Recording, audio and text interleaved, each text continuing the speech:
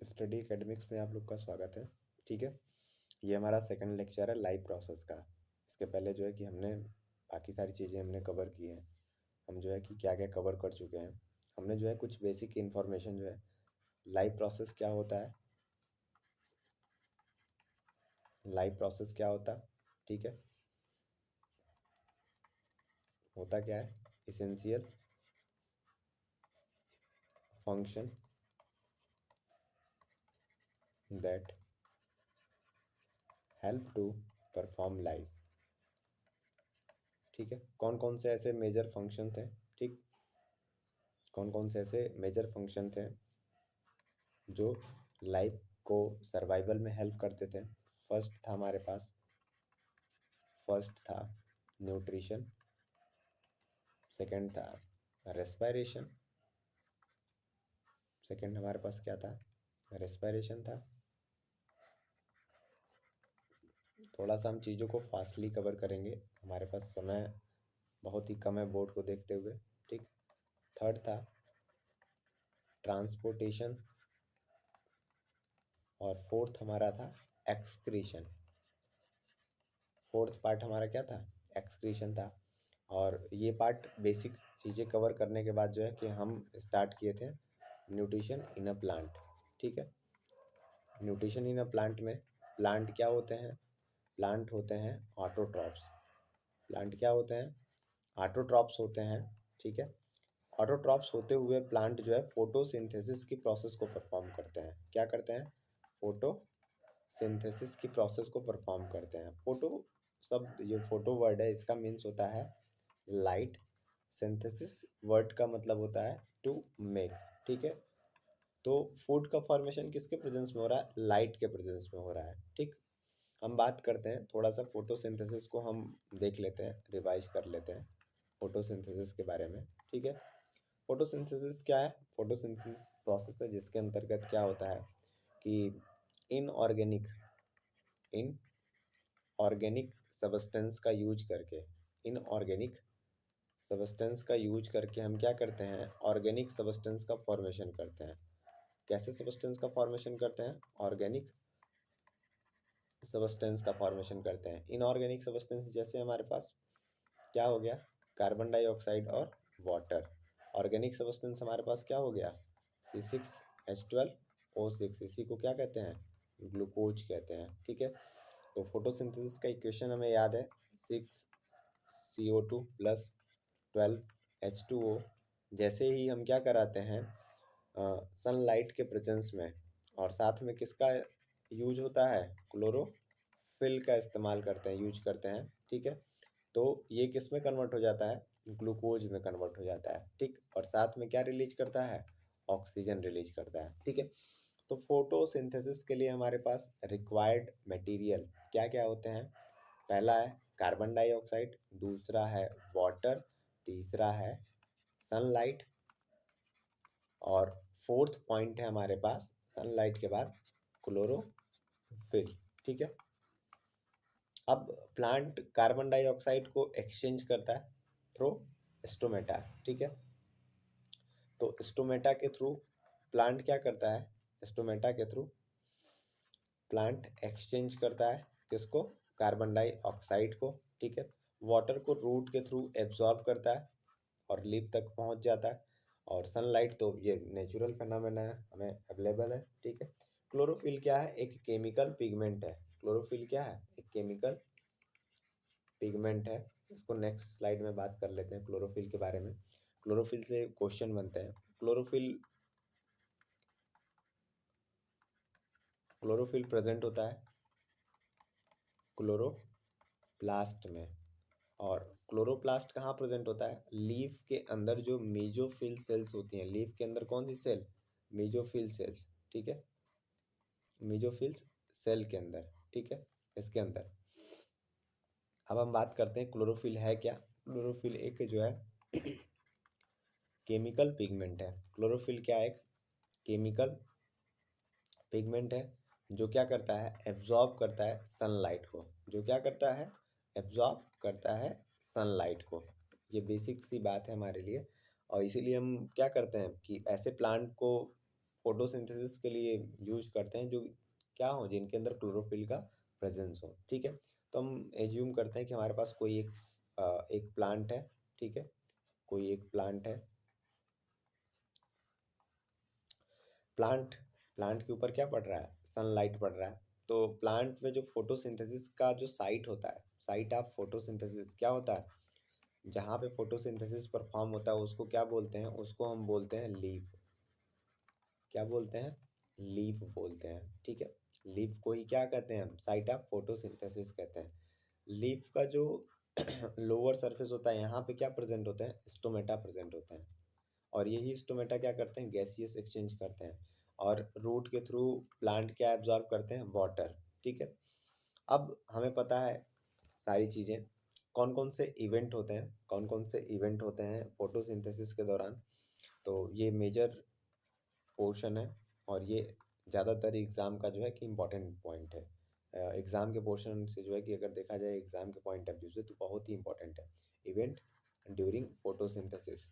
ठीक है, कौन कौन से इवेंट होते हैं फोटोसिंथेसिस जब हमें करना होता है, तो कौन कौन से मेजर इवेंट होते हैं, परफॉर्म करने होते हैं। एनसीईआरटी में ये पैराग्राफ दिया गया। पहला इवेंट क्या होता है कि sunlight absorb through chlorophyll. Chlorophyll के द्वारा क्या होता है, सनलाइट का एब्जॉर्प्शन होता है। ठीक है, सेकेंड स्टेप क्या होता है, क्लोरोफिल के थ्रू जब सनलाइट एब्जॉर्ब हो गया, तो कन्वर्जन ऑफ, सेकेंड स्टेप होता है कन्वर्जन ऑफ सनलाइट, या फिर क्या बोलते हैं, light energy into chemical energy. Sunlight या इसी लाइट एनर्जी को किस में कन्वर्ट करते हैं, केमिकल एनर्जी में कन्वर्ट करते हैं। ठीक है, और फर्दर थर्ड स्टेप होता है कार्बन डाइऑक्साइड क्या होता है, रिड्यूस्ड हो जाता है। किस में रिड्यूस्ड होता है, कार्बोहाइड्रेट में।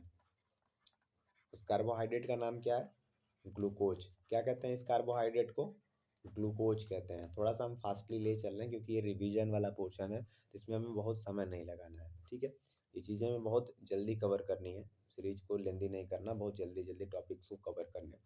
तो ये क्या था हमारा, कौन कौन से इवेंट होते हैं। अब जाहिर सी बात है, फोटोसिंथेसिस जब भी नाम समझ में आए, तो मेनली क्या होते हैं, दो स्टेप में होते हैं। पहला स्टेप होता है लाइट रिएक्शन, दूसरा स्टेप होता है डार्क रिएक्शन। ठीक है, लाइट और डार्क, ये क्या होता है, लाइट के प्रेजेंस में होता है।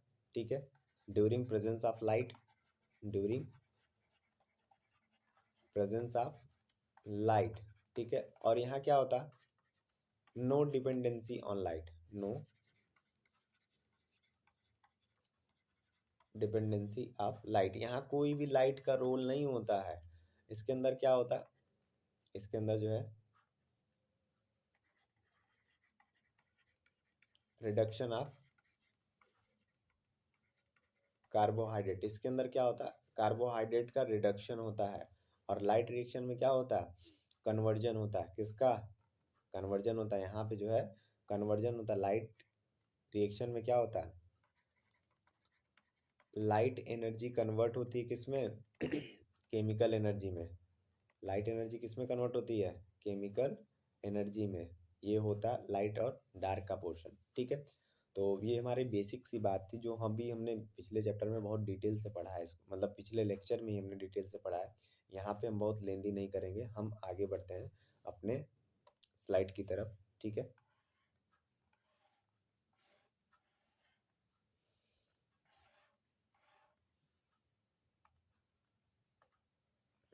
ठीक है, अब प्लांट में हमने पढ़ लिया ऑटोट्रॉपिक न्यूट्रिशन। प्लांट के अंदर क्या होता है, ऑटोट्रॉपिक न्यूट्रिशन होता है। अब हम बात करेंगे एनिमल के अंदर, तो एनिमल के अंदर क्या होता है, मेनली हेटरोट्रॉपिक न्यूट्रिशन पाए जाते हैं। ठीक है, अब हेटरोट्रॉपिक न्यूट्रिशन में भी जो है हमारे पास तीन तरह के न्यूट्रिशन थे, इसको हमने डिस्कस कर लिया है। इसके बारे में हमने क्या इसको डिस्कस किया है। ठीक है, तो हेटरोट्रॉपिक में जो आता है, पहला पार्ट आता है पैरासाइट्स होते हैं। ठीक है, या पैरासिटिक मोड। ठीक, पैरासिटिक मोड जब भी हमें समझ में आए, तो organism which depend upon living host. तो पैरासाइट्स क्या करते हैं, डिपेंड करते हैं on living host. Living host के ऊपर ये क्या होते हैं, डिपेंड होते हैं। ठीक है, अब ये क्या करते हैं, ये सिंपली कोई डाइजेशन की प्रोसेस नहीं परफॉर्म करते हैं, नो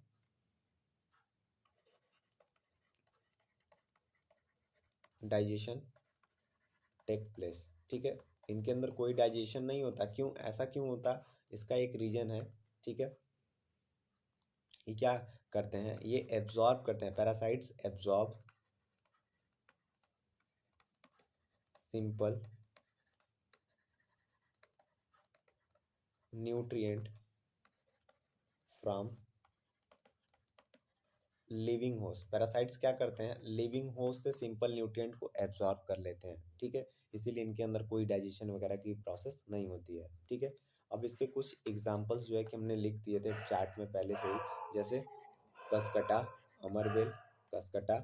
इसी को हम क्या कहते हैं, इसका कॉमन नेम क्या है, अमरबेल, कसकटा, ठीक है। ये देखने के लिए मिलता है हमें, जो पेड़ पौधों को जो होती हैं पतली पतली लताओं वाली, जो है कि छोटे छोटे जो पौधे जो है चढ़ते हैं सहारे से, वो क्या होते हैं, वो एक तरीके से पैरासिटिक प्लांट होते हैं, ठीक। और लाइसेस टिक्स और माइट्स जो होता है ना, हमें जुएं वगैरह देखने के लिए मिलते हैं, ठीक है, किलनी वगैरह, ये सारी चीज़ें। और लीच का एग्जाम्पल तो हमने देखा ही है लीचेस के बारे में। इसको गाँव में क्या कहते हैं, जोक वगैरह कहते हैं, ठीक। अब ये क्या होता है कि गाँव वगैरह में देखने के लिए होता है, लीच क्या करता है, ब्लड को सक करता है, ब्लड सक करता है। अब जैसे एग्जाम्पल से ही समझ सकते हैं कि ब्लड को सक करता है, ब्लड के अंदर क्या होते हैं, न्यूट्रिएंट्स प्रेजेंट होते हैं, ब्लड के अंदर क्या प्रेजेंट होते हैं, सिंपल न्यूट्रिएंट प्रेजेंट होते हैं। तो लीच क्या करता है, ब्लड को जब सक करता है, ठीक, ब्लड को सक करता है, तो इसी माध्यम से उसके पास सिंपल न्यूट्रिएंट आ जाते हैं, और इसी सिंपल न्यूट्रिएंट का यूज करके वो अपना न्यूट्रिशन क्या करता है, कंप्लीट करता है, ठीक है। एक इम्पॉर्टेंट एग्जांपल है प्लाज्मोडियम। प्लाज्मोडियम जो है कि ये क्या है, इंपॉर्टेंट एग्जांपल है, इसके बारे में भी हमें पता होना चाहिए, ठीक है। कसकटा, अमरबेल, लाइस, टिक्स, माइटेड, माइट्स हो गए, लीच हो गया, प्लाज्मोडियम हो गया, ये सभी क्या है, पैरासाइट्स है, ठीक। अब इसके बाद बात करते हैं सेप्रोफिटिक की। सेप्रोफिटिक, सेप्रोफाइट क्या होते हैं या सेप्रोफिटिक क्या होते हैं, ठीक है। पैरासाइट जब भी बात करेंगे तो लिविंग हो जाएगा, सेप्रोफाइट की बात करेंगे तो हमें जहाँ कहीं भी डेड डिकेइंग ऑर्गेनिज्म मिल जाए, ठीक है, डेड ऑर्गेनिज्म के ऊपर डिपेंडेंसी हो जाए, तो वो किस तरह के ऑर्गेनिज्म है, वो किस तरह के ऑर्गेनिज्म है, सेप्रोफाइट्स हैं, ठीक है। सेप्रोफाइट ऑर्गेनिज्म, जो सेप्रोफिटिक ऑर्गेनिज्म है, वो किसके ऊपर डिपेंड करते हैं, डेड ऑर्गेनिज्म के ऊपर डिपेंड करते हैं। और ये क्या करते हैं, परफॉर्म करते हैं, perform digestion outside the body. Body के बाहर ये क्या करते हैं, डाइजेशन परफॉर्म करते हैं, क्या करते हैं ये रिलीज करते हैं एंजाइम, रिलीज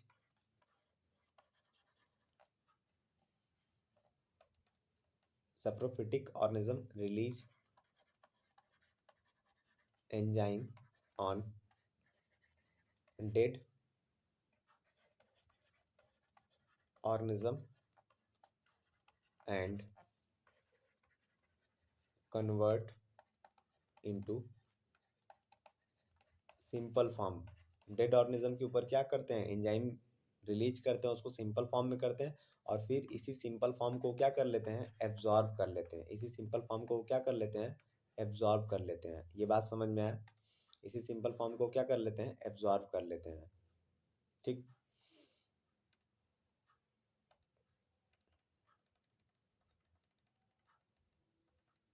इसी सिंपल फॉर्म को क्या कर लेते हैं, एब्जॉर्ब कर लेते हैं।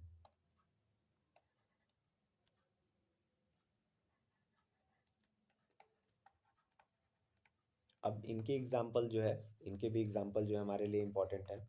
एग्जाम्पल में जो फंगस होते हैं, फंजाई होते हैं, जैसे हमारे पास हो गया मशरूम। मशरूम क्या है, फंगस है, मशरूम कोई प्लांट नहीं है, ये ध्यान देना है। और ईस्ट भी क्या है, फंगस है, ठीक है। ब्रेड मोल्डिंग, ब्रेड के ऊपर जो मोल्डिंग होता है, वो भी क्या है, किसका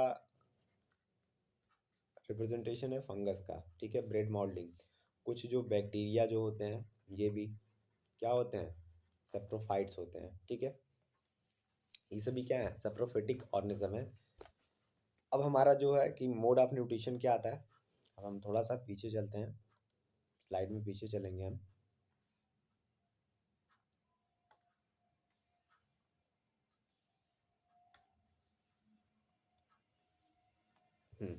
अब हमारा हेटरोट्रॉपिक ऑर्गेनिज्म, एनिमल के अंदर हेटरोट्रॉपिक मोड ऑफ न्यूट्रिशन पाया जाता है, जिसमें हमने पैरासाइट्स की बात कर ली, सेप्रोफाइट्स की बात कर ली।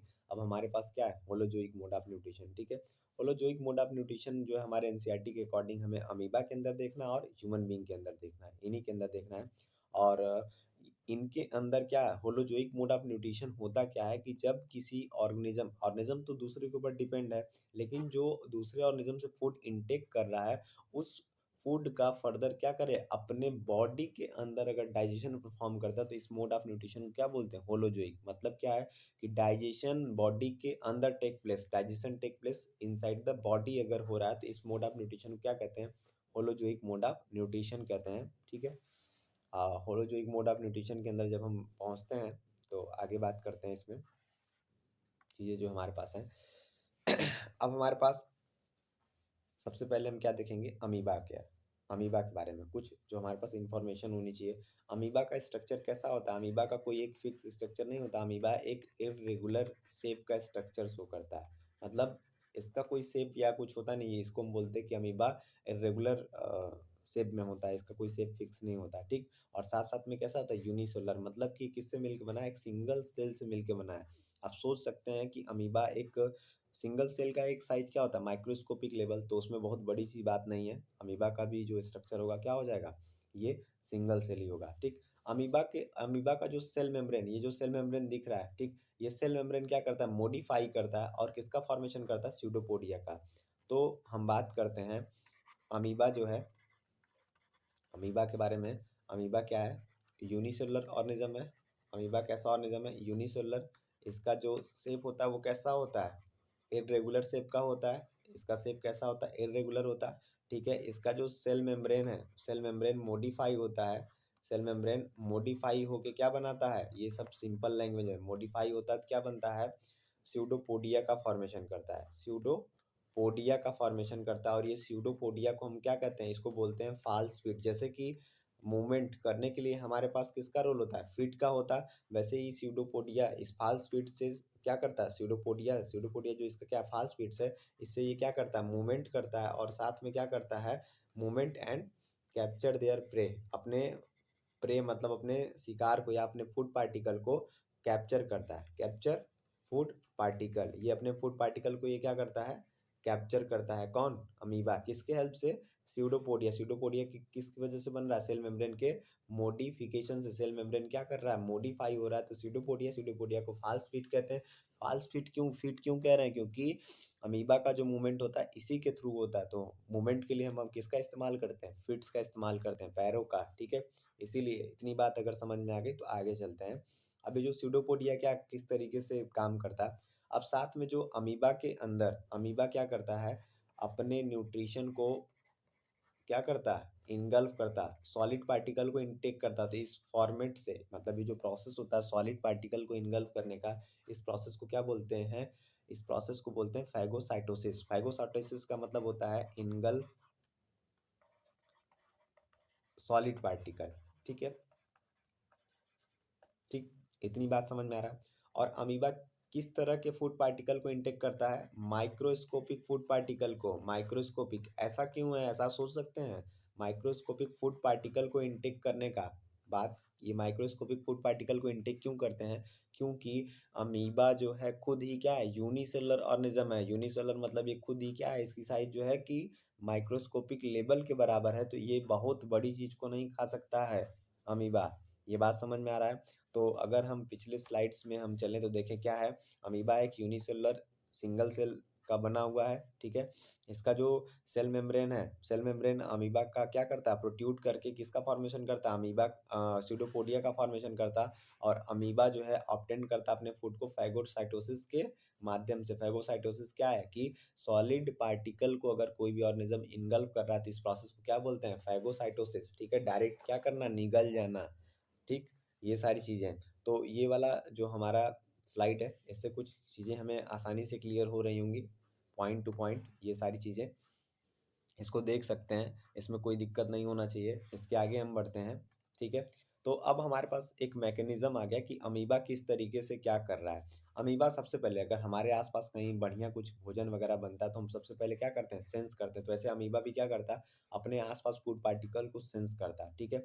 अगर आसपास फूड पार्टिकल को सेंस कर लिया तो उसके चारों तरफ अपने क्या करेगा, सबसे पहले स्यूडोपोडिया का डेवलपमेंट करेगा। स्यूडोपोडिया मतलब फाल्स पीट का, और डेवलप करके उस फूड पार्टिकल को चारों तरफ से सराउंड करेगा, और इस तरीके से सराउंड करेगा कि उस फूड पार्टिकल को अपने बॉडी के अंदर इनटेक कर लेगा, और इनटेक के दौरान क्या कर लेगा, एक फूड वैक्यूल का फॉर्मेशन कर देगा। और फूड वैक्यूल जैसे ही फॉर्म हो जाएगा, अब क्या करेगा कि अमीबा का जो साइटोप्लाज्म होता है ये सीक्रेट करता है एंजाइम, ठीक है। और एंजाइम सीक्रेट करता है तो फूड वैक्यूल के अंदर जो फूड पार्टिकल है उसका डाइजेशन होता है, और ये फूड पार्टिकल डाइजेस्ट होके, ठीक है, सिंपल फॉर्म में कन्वर्ट होता है। सिंपल फॉर्म वापस से साइटोप्लाज्म के अंदर क्या होता है, एब्जॉर्ब हो जाता है, सॉल्युबल हो जाता है। वहीं पे सॉल्युबल मटेरियल जितना भी जो सिंपल फॉर्म में सॉल्युबल पार्ट है वो साइटोप्लाज्म में एब्जॉर्ब हो जाते हैं। जो अनडाइजेस्टेड पार्ट है उनको फर्दर क्या कर दिया जाता है, एक्सपेल्ड आउट, बाहर निकाल दिया जाता है, ठीक है।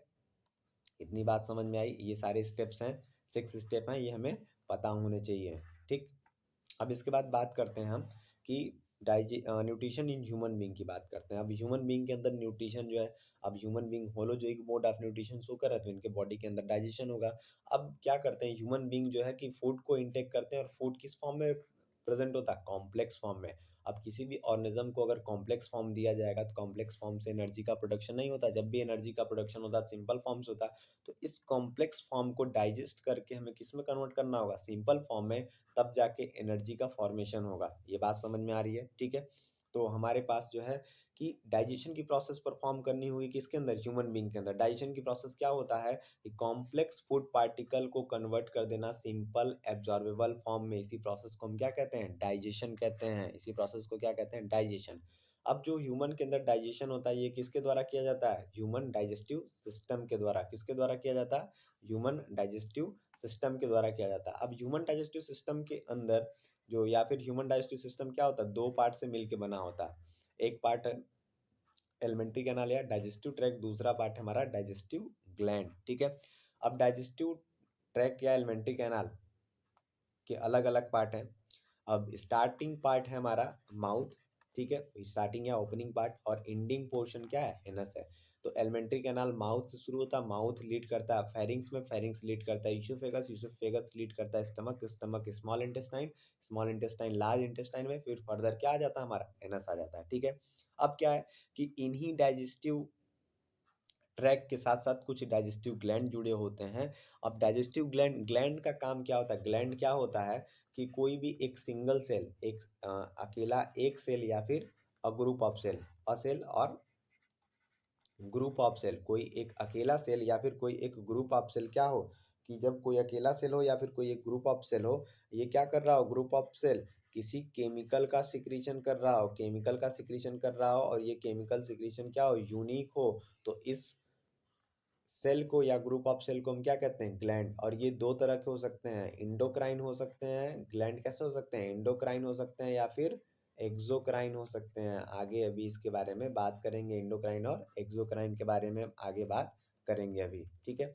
तो हमारे पास जो डाइजेस्टिव ग्लैंड होते हैं, सेलेब्री ग्लैंड क्या होता है, एक डाइजेस्टिव ग्लैंड है, ठीक है। लीवर भी हो गया जो डाइजेशन में हेल्प करता है, गैस्ट्रिक ग्लैंड भी क्या करता है, डाइजेशन में हेल्प करता है, पेनक्रियाज भी डाइजेशन में हेल्प करता है, और इंटेस्टाइनल ग्लैंड भी क्या करता है, डाइजेशन में हेल्प करता है। अभी इनके बारे में डिटेल से भी बात करेंगे, चीज़ें कहाँ कैसी होंगी, ठीक है। अब हम एक स्ट्रक्चर देख लेते हैं ह्यूमन डाइजेस्टिव सिस्टम का। ये स्ट्रक्चर किसका है, ह्यूमन डाइजेस्टिव सिस्टम का ये स्ट्रक्चर है, किसका स्ट्रक्चर है, ह्यूमन डाइजेस्टिव सिस्टम का। इसके अंदर दोनों चीज़ें हैं, एलिमेंट्री कैनाल है और क्या है, और डाइजेस्टिव ग्लैंड्स हैं, ठीक है। अब हमें दिख रहा है एलिमेंट्री कैनाल का पार्ट, स्टार्टिंग पार्ट क्या है, माउथ, ये क्या है, ओपनिंग है किसका, एलिमेंट्री कैनाल का। एनस क्या है, ये एंडिंग पोर्शन है, ये क्या है, ये एंडिंग पोर्शन है, ये दिख रहा है। माउथ लीड करता है किसमें, इस वाले पार्ट को बोलते हैं फेरिंग्स, इस वाले पार्ट को क्या बोलते हैं, फेरिंग्स। फेरिंग्स लीड करता है ईसोफेगस, ईसोफेगस लीड करता है स्टमक में। दिख रहा है ये सारे शेप स्ट्रक्चर दिख रहा है, ये पूरा का पूरा पोर्शन स्टमक, ये पूरा पूरा यूसोफेगस हो गया। अब इसके बाद हमारा क्या शुरू हो जाता है, स्मॉल इंटेस्टाइन, ये वाला पोर्शन को क्या बोलते हैं, स्मॉल इंटेस्टाइन, और इस वाले पोर्शन को हम बोलते हैं, इस वाले पोर्शन को हम बोलते हैं लार्ज इंटेस्टाइन, ठीक है। जो कुछ इस तरह से स्ट्रक्चर गया है, ये वाला जो स्ट्रक्चर कुछ इस तरीके से गया है।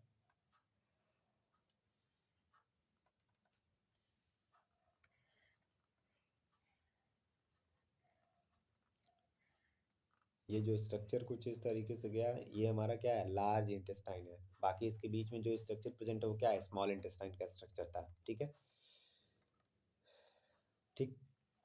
अब हम बात करते हैं कि लार्ज इंटेस्टाइन लीड करता है, ये वाला पूरा पोर्शन क्या, लार्ज इंटेस्टाइन जो है खत्म होता है कहाँ पे, एनस में। ठीक है, अब इसके बाद जो है कि हम ग्लैंड की बात करते हैं। हमारा जो है सेलेवरी ग्लैंड के बाद दूसरा ग्लैंड कौन सा, लीवर। लीवर के बाद जो है कि हमारा गाल ब्लैडर। लीवर का ही डक्ट जो है कनेक्ट करता है किसमें, गाल ब्लैडर में। अब गाल ब्लैडर के बाद आता है हमारा यहाँ ये लीफ जैसा स्ट्रक्चर है, लीफी स्ट्रक्चर, जिसको हम क्या बोलते हैं, पेनक्रियाज। और फर्दर हमारे जो है कि क्या, स्टमक के अंदर जो कुछ सेल्स होती हैं, कुछ सेल्स होती हैं जो गैस्ट्रिक जूस को सिक्रेट करती हैं, तो उन सेल्स को क्या बोलते हैं, गैस्ट्रिक ग्लैंड बोलते हैं। ऐसे ही इंटेस्टाइन की जो वॉल, स्मॉल इंटेस्टाइन की वॉल के अंदर कुछ स्पेसिफिक सेल्स होती हैं जो क्या बनाती हैं, इंटेस्टाइनल ग्लैंड का फॉर्मेशन करती हैं, और ये इंटेस्टाइनल ग्लैंड इंटेस्टाइनल जूस का सिक्रेशन करती हैं। ठीक है, फर्दर हम आगे बढ़ते हैं। ठीक, अ, अब हम स्टार्ट करते हैं हर एक पोर्शन को डिटेल से, थोड़ा डिटेलिंग से करेंगे। माउथ क्या है, माउथ को हम जानते हैं, माउथ क्या है, ओपनिंग है। माउथ क्या है, ओपनिंग है। और ये साइट ऑफ इंजेशन, यहाँ से क्या होता है, फूड पार्टिकल इनटेक होते हैं, यहाँ से क्या होता है, फूड पार्टिकल इनटेक किए जाते हैं। ठीक, अब माउथ के अंदर दो चीज़ें होती हैं, टंग होता है और टीथ होता है। ठीक है, माउथ के अंदर एक कैविटी भी होती है, जिसके अंदर क्या होता है, ये टंग और टीथ प्रेजेंट होते हैं, जिसको बोलते हैं बकल कैविटी। टंग क्या है, मस्कुलर पार्ट है, मस्कुलर पार्ट जो हेल्प करता है सलाइवा को मिक्स करने में, किससे, फूड से मिक्स करने में। ठीक है, और इसी टंग के ऊपर क्या होता है, टेस्ट बड जो सेंस करता है टेस्ट को। ठीक है, अब बात करते हैं तीत की। तीत क्या होते हैं, जॉ के अंदर, जबड़े के अंदर क्या होते हैं, जॉ मतलब जबड़ा, जबड़े के अंदर क्या होते हैं, ऐसे फिक्स किए रहते हैं। इस प्रॉपर्टी को, मतलब ह्यूमन के अंदर ये जो तीत की प्रॉपर्टी, इस प्रॉपर्टी को बोलते हैं थीकोडॉन्ट, मतलब कि teeth are embedded in a jaw.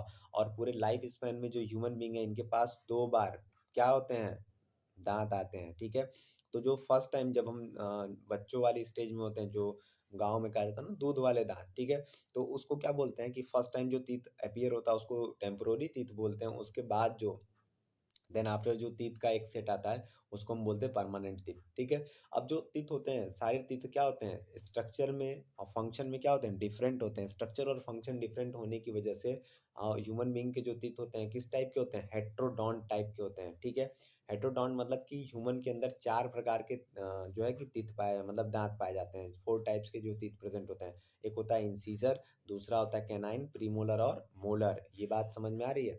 तो इंसीजर, इंसीजर का काम होता है बाइटिंग का, इंसीजर क्या करता है, बाइट करता है। कैनाइन का काम होता है टीयरिंग का, ठीक है, चीरता फाड़ता है। ठीक है, प्री मोलर और मोलर का काम होता है मेस्टिकेशन का, मेस्टिकेशन मतलब चबाने का काम होता है, या च्विंग या मेस्टिकेशन, वही बात। ठीक, अब क्या होता है कि जब हम लोग एक देखते हैं, स्ट्रक्चर देखते हैं, ये स्ट्रक्चर है ऐसे कुछ, तो इधर क्या हो गया, सामने दो इंसीजर, एक कैनाइन, हाँ, फिर जो है प्री मोलर, फिर बाद में क्या हो गया, मोलर, ऐसे 21 23 करके जो है कि डेंटल फार्मूला होता है। ठीक है, ऊपर ऊपर का एक सेट, नीचे का एक सेट। ठीक है, जब इसको हम करते हैं तो कितने आते हैं, टोटल 32 टीथ्स आते हैं। ठीक है, इतनी बात समझ में आई। अब इसके आगे चलते हैं। ठीक, अब आता है हमारे पास फेरिंग्स। फेरिंग्स क्या है, कॉमन पैसेज है किसके लिए, फूड और एयर के लिए। माउथ लीड करता है कहाँ, फेरिंग्स में। फेरिंग्स के यहाँ कोई डाइजेशन वगैरह की प्रोसेस नहीं होती है। अब ये खाने को क्या पहुंचाते हैं कहाँ तक, यूसोफेगस। यूसोफेगस को ही क्या बोलते हैं, फूड पाइप। यूसोफेगस को क्या बोलते हैं, फूड पाइप बोलते हैं। यूसोफेगस क्या करता है, यूसोफेगस क्या करता है कि ये माउथ से स्टमक तक पहुंचाता है, किसको, फूड पार्टिकल को। ठीक है, अब स्टमक क्या होता है, बैग लाइक स्ट्रक्चर। स्टमक कैसा होता है, बैग जैसा, कुछ कुछ इस तरीके का स्ट्रक्चर होता है, बैग जैसा स्ट्रक्चर होता है ये स्टमक का, और जे शेप में होता है। और इसके कितने पार्ट होते हैं, चार पार्ट। सबसे ऊपर वाला पार्ट जो हार्ट के पास होता है इसको कार्डियक बोलते हैं, इसके बाद वाले सेकंड पार्ट को फंडिक बोलते हैं, बीच वाला सेंटर वाले पार्ट को बॉडी बोलते हैं, और लास्ट वाले पार्ट को क्या, पाइलोरिक। पाइलोरिक लीड करता है कहाँ, स्मॉल इंटेस्टाइन के ड्यूडेनम में। ठीक है, स्टमक के अंदर क्या होता है, चर्निंग मूवमेंट। चर्निंग मतलब क्या होता है, चक्की चलना है। स्टमक के अंदर क्या, चक्की चलता है या चर्निंग मूवमेंट इसी को कहते हैं। ठीक है, ये बात समझ में आ रही है। अब हमारे पास आता है कि जो स्टमक की वॉल है इसमें क्या होती हैं, गैस्ट्रिक ग्लैंड्स प्रेजेंट होते हैं। ये गैस्ट्रिक ग्लैंड क्या सिक्रीट करते हैं, गैस्ट्रिक जूस सिक्रीट करते हैं। ठीक, अब हमारे पास आता है स्मॉल इंटेस्टाइन। स्मॉल इंटेस्टाइन क्या है, ये लॉन्गेस्ट पार्ट है किसका, एलिमेंट्री कैनाल का। और इसको स्मॉल क्यों कहा जाता है, क्योंकि इसका डायमीटर क्या होता है, इसका डायमीटर कम से कम होता है, इसीलिए इसको स्मॉल इंटेस्टाइन कहा जाता है। ठीक है, अब स्मॉल इंटेस्टाइन को तीन पार्ट में डिवाइड करते हैं, ड्यूडेनम, जेजुनम और इलियम। तीन पार्ट है हमारे पास, ड्यूडेनम है, जेजुनम है और इलियम है। इलियम सबसे हाईली क्वाइल्ड पोर्शन होता है, हाईली क्वाइल्ड सबसे ज़्यादा क्वाइल्ड पोर्शन होता है। ठीक है, अब क्या होता है कि स्मॉल इंटेस्टाइन के अंदर डाइजेशन कंप्लीट होता है और एब्जॉर्प्शन होता है। ऐसा क्यों होता है, क्योंकि यहाँ पे सबसे ज़्यादा डाइजेस्टिव जूस वगैरह प्रेजेंट हैं जो हेल्प करते हैं डाइजेशन में, पैंक्रियाटिक जूस, बाइल जूस और इंटेस्टाइनल जूस। इसीलिए यहाँ पे क्या होता है, डाइजेशन कंप्लीट होता है और यहाँ पे एब्जॉर्प्शन की भी प्रोसेस क्या होती है, कंप्लीट होती है। ठीक है, अब बात करते हैं लार्ज इंटेस्टाइन की। लार्ज इंटेस्टाइन का बहुत इंपॉर्टेंस नहीं है, अब इसको बाहर नहीं निकाल सकते, लेकिन हाँ ठीक है, भगवान ने दिया तो इसको रखते हैं। ठीक है, तो लार्ज इंटेस्टाइन के तीन पार्ट, सीकम, कोलन और रेक्टम। ठीक है, सीकम क्या होता है, सीकम क्या होता है कि सीकम जो है कि लीड, मतलब जैसे ही स्मॉल इंटेस्टाइन का जो आखिरी पोर्शन इलियम लीड करता है कहाँ, सीकम में। सीकम लार्ज इंटेस्टाइन का स्टार्टिंग पोर्शन है। ठीक, और यहीं पे एक फिंगर लाइक स्ट्रक्चर होता है, क्या होता है, फिंगर लाइक स्ट्रक्चर। इस फिंगर लाइक स्ट्रक्चर को क्या कहते हैं, फिंगर लाइक स्ट्रक्चर को ही क्या बोलते हैं, इसको बोलते हैं अपेंडिक्स। अपेंडिक्स का रोल होता है, ये क्या करता है, डाइजेशन कराता था सेलुलोज का। पहले जब हम लोग क्या, जब हम लोग आदि मानव थे उस दौरान जो है कि हम लोग भोजन को पकाते नहीं थे, फूड को जो है हम कुक नहीं करते थे। उस दौरान क्या होता था, हम घास फूस ऐसे ही खा लेते थे और जिसमें सेलुलोज प्रेजेंट होता है। तो डाइजेशन करना होता था हमें किसका, सेलुलोज का। तब उस समय हमारे पास अपेंडिक्स का इंपॉर्टेंस था। आज के समय में हम सेलुलोज का इंटेक करते नहीं है, इसलिए हमारे लिए अपेंडिक्स क्या है, एक वेस्टिजियल ऑर्गन है। कैसा ऑर्गन है, वेस्टिजियल ऑर्गन है। कैसा ऑर्गन है, वेस्टिजियल ऑर्गन है। ये हमारे लिए इम्पॉर्टेंट नहीं है, मतलब वेस्ट के तौर पे है। ठीक है, और इसके बाद हम बात करते हैं कि लार्ज इंटेस्टाइन जो है वाटर का एब्जॉर्प्शन करता है और मिनरल का एब्जॉर्प्शन करता है। इसके अंदर कोई भी जो है फर्दर डाइजेशन नहीं होता। और जो लार्ज इंटेस्टाइन है ये क्या करता है, ये स्टोर करता है अनडाइजेस्टेड फूड पार्टिकल को, जिसको हम क्या कहते हैं, फीकल मैटर को। एनस क्या है कि ये लास्ट पार्ट है एलिमेंट्री कैनाल का, जिसको हम लोग एंडिंग पोर्शन या एग्जिट पॉइंट भी बोलते हैं। ये एग्जिट पॉइंट है कि इसके लिए फीकल मैटर यहाँ से फर्दर बाहर रिलीज कर दिया जाता है, इसीलिए क्या है, ये एग्जिट पॉइंट है। ठीक, अब हम देखेंगे कि हमारे पास डाइजेस्टिव ग्लैंड की बात कर रहे थे, ग्लैंड के बारे में हमें पता ही चल गया। सबसे पहला जो है डाइजेस्ट सेलेवरी ग्लैंड, ये कहाँ प्रेजेंट होता है, माउथ में होता है और तीन पेयर होते हैं। ठीक है, और ये सिक्रेट करते हैं सलाइबा को। सलाइबा के अंदर दो तरह के एंजाइम होता है, एक सेलेवरी एमाइलेज और एक लाइसोजाइम होता है। सेलेवरी एमाइलेज और एक कौन सा होता है, लाइसोजाइम होता है। सेलेवरी एमाइलेज ये भी एंजाइम है, लाइसोजाइम भी एंजाइम है। लाइसोजाइम क्या करता है, बैक्टीरिया किल करता है। फूड पार्टिकल के साथ जो बैक्टीरिया वगैरह हम लोग इंटेक कर लेते हैं उनको क्या करता है, ये डाइजेस्ट कर देता है, मतलब पूरी तरीके से लाइसोजाइम किल कर देता है बैक्टीरिया को। ठीक, ये बात समझ में आ रही है। तो अब इसका मतलब ये नहीं कि हाथ उथ बिना धोए खाना खींचना है, नहीं, ऐसा कुछ नहीं है। जो अपनी प्रॉपर्टी, अपनी जो सेफ्टी है अपने हिसाब से। ठीक, अब क्या है कि सेलेब्रियम माइलेज क्या करता है, कार्बोहाइड्रेट को डाइजेस्ट कराता है। अभी इसके बारे में हम थोड़ा सा बात करेंगे। ठीक, लीवर क्या है, लार्जेस्ट ग्लैंड है। लीवर क्या है, लार्जेस्ट ग्लैंड है। ठीक है, कितने, अबाउट 1.5 केजी का। ये सिक्रीट करता है बाइल जूस। बाइल जूस किससे मिलके बना है, बाइल सॉल्ट और बाइल पिगमेंट से मिलके बना है। ठीक है, और इसके अंदर क्या है, no enzyme contain, no enzyme contain. एक ऐसा जूस है जिसके अंदर कोई एंजाइम नहीं होता है, ये बात ध्यान देना है, ये बात नोट करके रख सकते हैं। इसके अंदर कोई एंजाइम नहीं होता है। ठीक है, बाइल जूस का रोल क्या होता है, ये इमल्सिफिकेशन कराता है फैट का। और दूसरा रोल है कि ये मेंटेन करता है एल्कलाइनिक पीएच। ये मेंटेन करता क्या है, एल्कलाइन पीएच। कहाँ पे, एल्कलाइन पीएच कहाँ मेंटेन करता है, स्मॉल इंटेस्टाइन के अंदर। ये बात हमें पता होनी चाहिए। ठीक है, इसके बाद हम बात करते हैं गाल ब्लैडर की। गाल ब्लैडर क्या, उसी बाइल जूस को स्टोर करता है। गाल ब्लैडर स्टोर करता है और जब जरूरत होती है तो बाइल जूस को सीक्रेट करता है। कहाँ सीक्रेट करता है, ड्यूडेनम में। ड्यूडेनम किसका पार्ट है, स्मॉल इंटेस्टाइन का पार्ट है। ठीक है, पैनक्रियाज एक ग्लैंड है, कैसा ग्लैंड है? Mix gland. मिक्स क्यों कर रहे हैं? क्योंकि इसके पास दोनों पार्ट हैं, एक्सोक्राइन पार्ट और इंडोक्राइन पार्ट।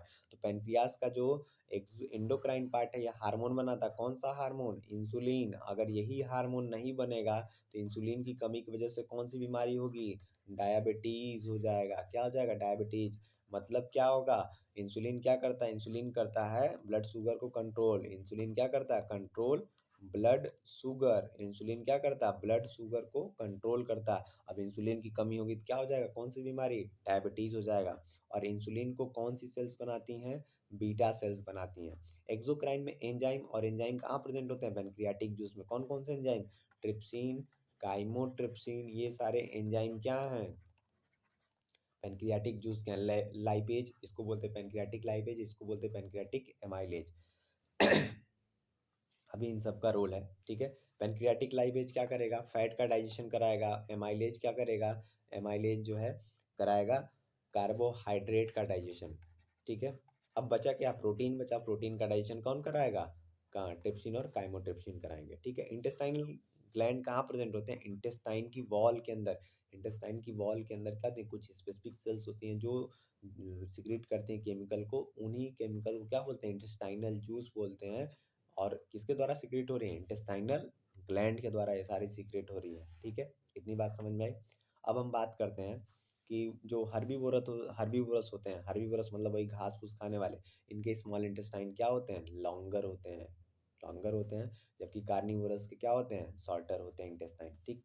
स्पिंक्टर क्या होता है? जैसे कुछ भी हमने खाना पीना खाया, भर पेट खाया, सोए, तब से खाना हमारे मुंह में चला आया, ऐसा कुछ नहीं होना चाहिए। तो बैक फ्लो को प्रिवेंट करने के लिए क्या पाए जाते हैं? कुछ रिंग लाइक मस्कुलर वॉल पाए जाते हैं, उन्हीं को क्या कहते हैं?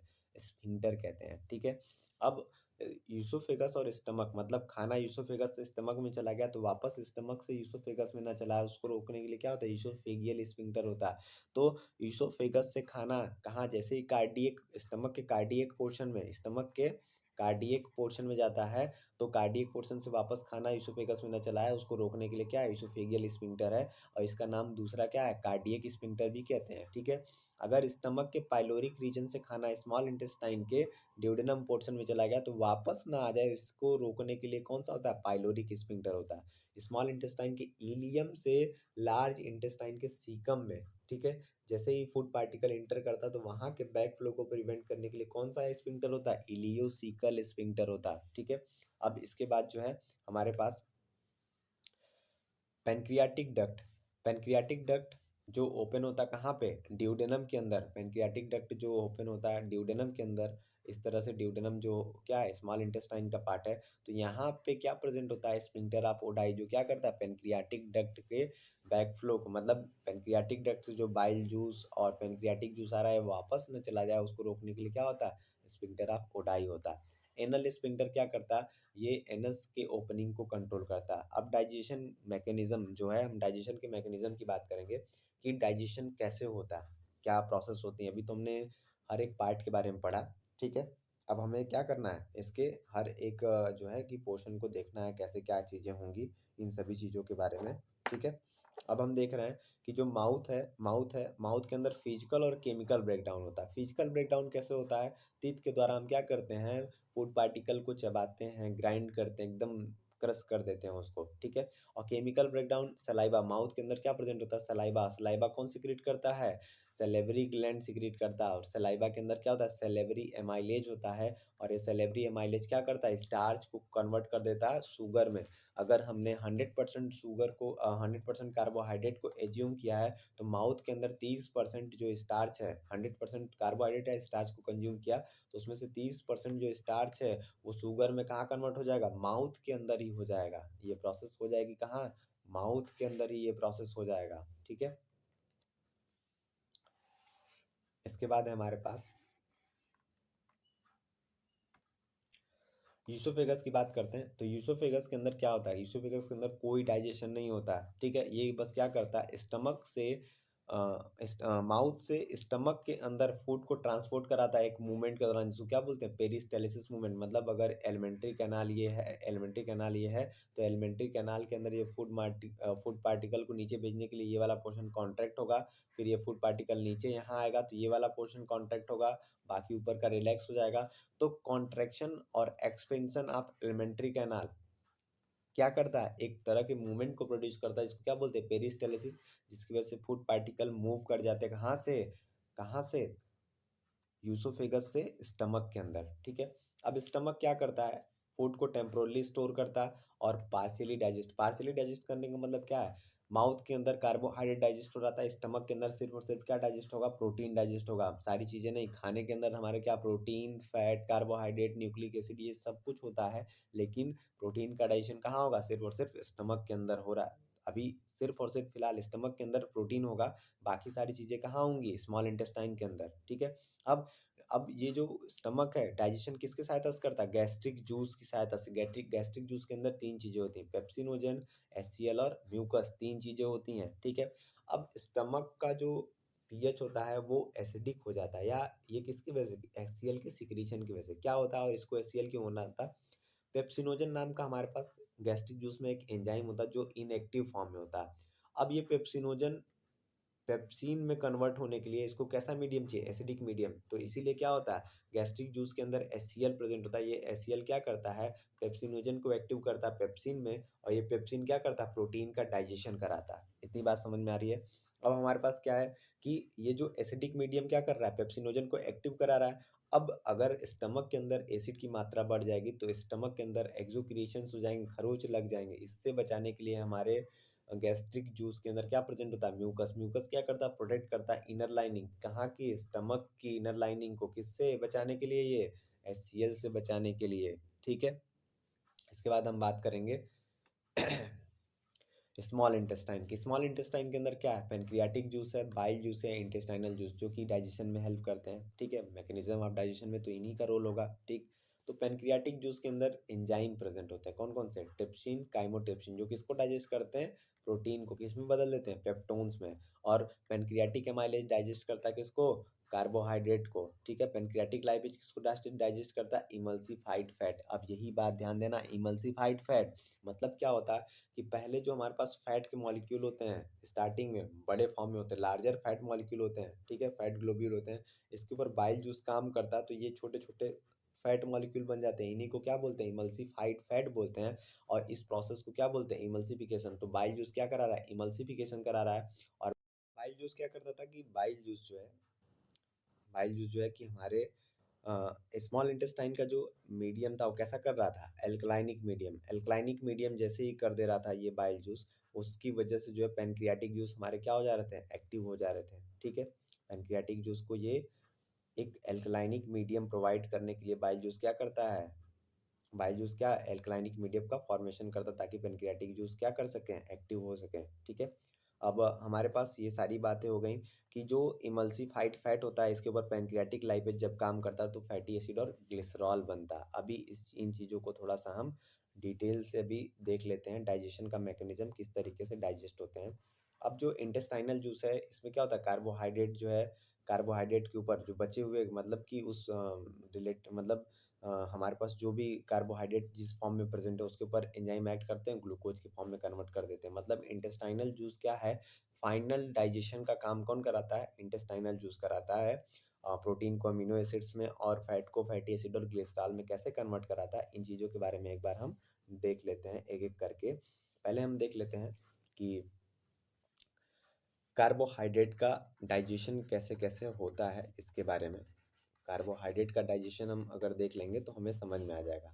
माउथ के अंदर अगर हम 100% कार्बोहाइड्रेट एज्यूम करते हैं, ठीक है, ठीक, मतलब कंज्यूम हम कितना कर रहे हैं, 100% कर रहे हैं, कंज्यूम कर रहे हैं, तो माउथ के अंदर क्या होता है, 30% जो है कार्बोहाइड्रेट क्या होता है, डाइजेस्ट होता है। किसकी वजह से, सेलेवरी एमाइलेज की वजह से। किसकी वजह से होता है, सेलेवरी एमाइलेज की वजह से क्या होता है, इस माउथ के अंदर डाइजेशन स्टार्ट होता है किसका, कार्बोहाइड्रेट का। तो माउथ के अंदर 30% सेलेवरी एमाइलेज डाइजेस्ट कर रहा है। फिर इसके बाद जो स्मॉल इंटेस्टाइन है, स्मॉल इंटेस्टाइन के अंदर 70% जो बचा हुआ कार्बोहाइड्रेट था, इसके ऊपर पेनक्रियाटिक एमाइलेज काम करता है। कौन काम करता है? पेनक्रियाटिक एमाइलेज काम करता है। और ये जो काम करने के बाद, ठीक है, अब जैसे ही ये जो कार्बोहाइड्रेट थे, ठीक है, कार्बोहाइड्रेट किस में कन्वर्ट हो गए? ये कार्बोहाइड्रेट किस में कन्वर्ट हो गए? कार्बोहाइड्रेट किस में कन्वर्ट हो गए हैं? डायासेकेराइड में। किस में कन्वर्ट हो गए हैं? डायासेकेराइड में, ठीक है। मतलब ये पेनक्रियाटिक एमाइलेज भी काम कर रहा है इस कार्बोहाइड्रेट पे, और माउथ के अंदर सेलेवरी एमाइलेज, माउथ के अंदर इस कार्बोहाइड्रेट पे सेलेवरी एमाइलेज काम किया तो डाइसेकेराइड में बदल गए।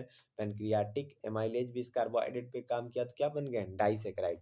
अब फर्दर इस डाइसेकेराइड के ऊपर, डाइसेकेराइड क्या है? कार्बोहाइड्रेट का एक फॉर्म है। इसके ऊपर एंजाइम काम करते हैं। कौन से जूस के एंजाइम काम करते हैं? कौन से जूस के? इंटेस्टाइनल जूस के एंजाइम काम करते हैं, इंटेस्टाइनल जूस के। और इनको क्या बोलते हैं? डाइसेकेराइडेजेस। इसको क्या बोलते हैं? एंजाइम का नाम क्या है? डाइसेकेराइडेजेस नाम के एंजाइम काम करते हैं और इसको किस में कन्वर्ट कर देते हैं? मोनोसेकेराइड, मोनोसेकेराइड में कन्वर्ट कर देते हैं, ठीक है। मोनोसेकेराइड, या फिर इसी को हम क्या कह सकते हैं? ग्लूकोज के फॉर्म में। और ग्लूकोज ही क्या होता है? एब्जॉर्ब होता है। ग्लूकोज क्या है? सिंपल फॉर्म है। ये बात समझ में आ रहा है, ठीक है। तो कार्बोहाइड्रेट अगर 100% कंज्यूम कर रहे हैं हम, तो उसका 30% कार्बोहाइड्रेट के ऊपर सेलेवरी एमाइलेज काम करता है। कार्बोहाइड्रेट के ऊपर 30% मतलब सेलेवरी माइलेज काम कर रहा है। 100% हमने एज्यूम किया। माउथ के अंदर 30% जो कार्बोहाइड्रेट है किस में कन्वर्ट हो जाता है? डाइसेकेराइड में, ठीक है। बाकी 70% कार्बोहाइड्रेट स्मॉल इंटेस्टाइन में जाता है तो उसके ऊपर पेनक्रियाटिक माइलेज काम करता है उन कार्बोहाइड्रेट में। तो ये स्मॉल इंटेस्टाइन के अंदर 70% कार्बोहाइड्रेट किस में कन्वर्ट? डाइसेकेराइड में। अब ये 100% जो डाइसेकेराइड है, 100% जो डाइसेकेराइड, ये 30 और 70, ये 100% डाइसेकेराइड के ऊपर एंजाइम काम करता है। कौन से जूस का एंजाइम काम करता है? इंटेस्टाइनल जूस का एंजाइम काम करता है। उस एंजाइम का नाम क्या है? डाइसेकेराइडेजेस। तो ये जो डाइसेकेराइड है किसमें कन्वर्ट होता है? मोनोसेकेराइड। मोनोसेकेराइड जैसे कि ग्लूकोज वगैरह में, और ग्लूकोज क्या होता है? यही एब्जॉर्ब होता है, ठीक है। ये रहा हमारा कार्बोहाइड्रेट का डाइजेशन। अब हम बात करते हैं किसके डाइजेशन की? प्रोटीन के डाइजेशन की बात करते हैं, ठीक है। सबसे पहले प्रोटीन का डाइजेशन कहाँ होता है? स्टमक के अंदर होता है, ठीक है। अगर हमने क्या 100% कंज्यूम किया तो इसके कुछ परसेंट फिक्स नहीं होता, कुछ परसेंट जो है कि स्टमक के अंदर जो प्रोटीन होता है, प्रोटीन के ऊपर क्या काम करता है? पेप्सिन। कौन सा प्रोटीन काम करता है? पेप्सिन। और ये पेप्सिन प्रोटीन कहाँ से आता है? गैस्ट्रिक जूस से। इससे क्वेश्चन बन सकते हैं कि कौन सा एंजाइम कहाँ पे किस तरीके से डाइजेस्ट करता है, क्या बनते हैं। तो यहाँ पे क्या बनता है? पेप्टोन बनता है। क्या बनता है? पेप्टोन। कुछ परसेंट, ठीक है। स्मॉल इंटेस्टाइन में भी यही प्रोसेस होती है। प्रोटीन के ऊपर क्या होता है? स्मॉल इंटेस्टाइन में भी प्रोटीन के ऊपर प्रोटीन है, ठीक है। 100% में से कुछ परसेंट प्रोटीन, मतलब मान लेते हैं 30% प्रोटीन इधर और 70% के प्रोटीन इधर।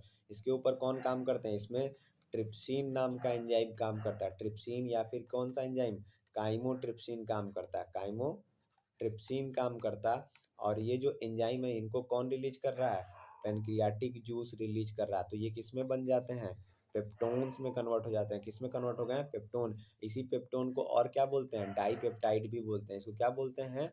डाइपेप्टाइड बोलते हैं। इसको और क्या बोलते हैं? डाइपेप्टाइड बोलते हैं। डाइपेप्टाइड बोलते हैं, ठीक है। अब इन्हीं पेप्टोन के ऊपर, इन पेप्टोन के ऊपर कौन काम करता है? इन पेप्टोन के ऊपर जो है इंटेस्टाइनल, ठीक है, इन पेप्टोन के ऊपर इंटेस्टाइनल जूस के एंजाइम काम करते हैं, ठीक है। कौन काम करता है इनके ऊपर? इसको हटा देते हैं यहाँ से, इसको नेक्स्ट पेज पे बताते हैं ताकि चीज़ें जो है कंफ्यूजन में न बने, ठीक है।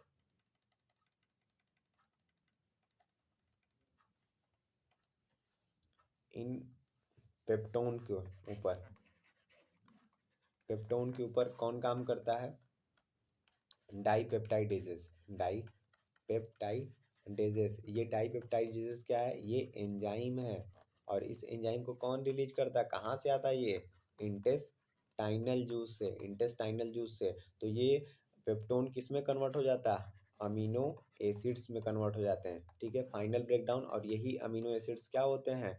एब्जॉर्ब होते हैं। कहाँ? ब्लड वेसल्स में। यही एब्जॉर्बल फॉर्म या सिंपल फॉर्म है। ये बात समझ में आया इतना? अब इसके बाद हम बात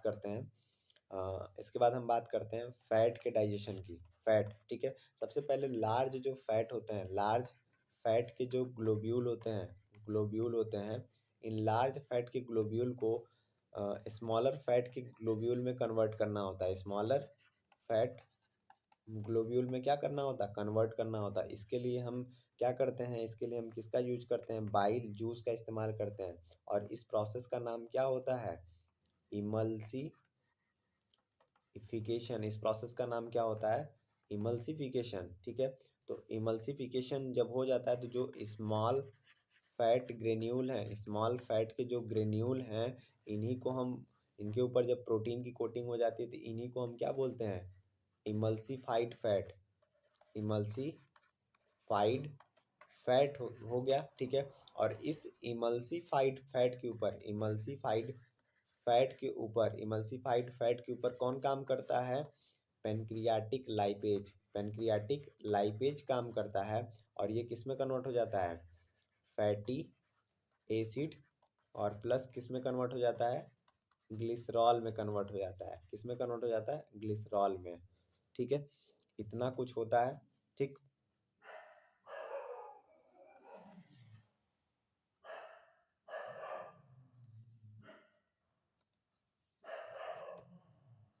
ठीक है। तो हमारे पास डाइजेशन किस तरीके से प्रोटीन, कार्बोहाइड्रेट और फैट का होता है, हमने इसको अलग से बताया। लार्ज इंटेस्टाइन के अंदर क्या होता है कि वाटर का एब्जॉर्प्शन होता है। किसके थ्रू? विलाई के थ्रू वाटर का एब्जॉर्प्शन होता है। और रेक्टम रेक्टम जो हमारे पास है, यहाँ पे क्या होते हैं कि रेक्टम हमारे पास जो वेस्ट मटेरियल स्टोर होके पड़ा था, इसको समय आने पे निकाल दिया जाता है। जैसे ही अर्ज टू एग्जिट करने का होता है, इच्छा होती है, वैसे ही क्या होता है? रिमूव कर दिया जाता है। एनस क्या करता है? हेल्प करता है इजेशन में, ठीक है। अब इसके बाद जो हमारा लास्ट और आखिरी पॉइंट जो है हमारे पास है, एब्जॉर्प्शन की प्रोसेस के बारे में बात करना है हमें। एब्जॉर्प्शन की प्रोसेस के बारे में, ठीक है। जैसे ही डाइजेशन होता है, आफ्टर डाइजेशन जो हमारे पास कॉम्प्लेक्स फूड जो थे वो कन्वर्ट हो चुके हैं सिंपल फॉर्म में। कहाँ पे ये प्रोसेस कंप्लीट हुआ है? स्मॉल इंटेस्टाइन के अंदर, ठीक है। अब स्मॉल इंटेस्टाइन के अंदर ये जो सिंपल फूड पार्टिकल हैं, ये एब्जॉर्ब होंगे कहाँ? स्मॉल इंटेस्टाइन के अंदर कहाँ एब्जॉर्ब होंगे? ब्लड वेसल में। किसकी सहायता से? विलाई की सहायता से। विलाई क्या होता है? विलाई क्या होता है? एक फिंगर लाइक प्रोजेक्शंस, मतलब ढेर सारे finger like projection small intestine की लाइनिंग के ऊपर, कुछ फिंगर जैसे, इस तरह के कुछ फिंगर जैसे स्ट्रक्चर पाए जाते हैं। इनके अंदर क्या होती है? ब्लड वेसल्स होती हैं, डेंस ब्लड वेसल्स होती हैं। और जैसे ही क्या होता है, ये जो न्यूट्रिएंट है, सिंपल न्यूट्रिएंट है, क्या होते हैं? ब्लड वेसल्स में आसानी से एब्जॉर्ब हो जाती हैं। और इन्हीं ब्लड वेसल्स के थ्रू इन न्यूट्रिएंट का क्या कर देते हैं? ट्रांसपोर्ट कर देते हैं बॉडी के हर एक पार्ट तक। और बॉडी के हर एक पार्ट जो है क्या है, इन्हीं न्यूट्रिएंट का यूटिलाइज करके एनर्जी का प्रोडक्शन, ग्रोथ और रिपेयर का काम करते हैं। तो हमारा ये पूरा का पूरा डाइजेशन का पोर्शन जितना इम्पोर्टेंट हो सकता था, उसको हमने पूरी तरीके से कंप्लीट कर लिया है। और इससे एक भी क्वेश्चन जो है इससे बाहर के नहीं बनेंगे, एमसीक्यू क्वेश्चन तक भी हमने डिस्कस किए हैं ये पूरे पॉइंट में, ठीक है। तो थैंक यू फॉर वाचिंग, ठीक है। और अगर कुछ चीज़ें अगर नहीं समझ में आती हैं तो आप कमेंट में हमें बता सकते हैं कि चीज़ें और क्या कैसे हो सकती हैं और अच्छी हो सकती हैं, ठीक है। वैसे हमने इसको बहुत शॉर्टली में करने का, मतलब बहुत शॉर्ट में बनाने का प्रयास किया था, ठीक है। धन्यवाद।